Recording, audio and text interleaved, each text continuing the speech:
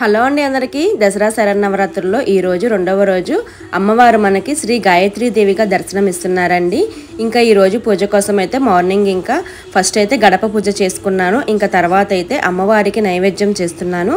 అమ్మవారికి ఈ రోజు నేను నిమ్మకాయ పులిహోర చేసి పెడుతున్నానండి. అంటే ఇవాళ కొబ్బరన్నం చేయాలన్నారు, కానీ కొబ్బరన్నంకి చాలా టైం పడుతుంది, హడావిడిగా చేయడం ఎందుకు, ప్రశాంతంగా చేసి పెడదామని చెప్పి నేను నిమ్మకాయ పులిహోర చేసి పెట్టానండి. ఈరోజు అమ్మకి ఏదైనా సరే ఇదే పెట్టాలి అదే పెట్టాలి అని ఏమీ లేదండి. మనకు నచ్చింది మనం చేయగలిగింది ప్రశాంతంగా పూజ చేసుకోగలిగేది మాత్రమే చేసి పెట్టుకోండి.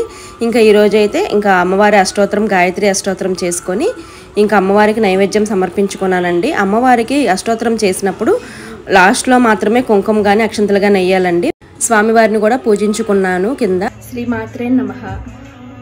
పూజ అయిన తర్వాత మా ఇంటికి దగ్గరలో ఉన్న అమ్మవారి గుడికి అయితే వెళ్ళి ఆ అమ్మవారిని దర్శనం చేసుకొని పూజించుకొని వచ్చానండి. శ్రీమాత్రే నమః.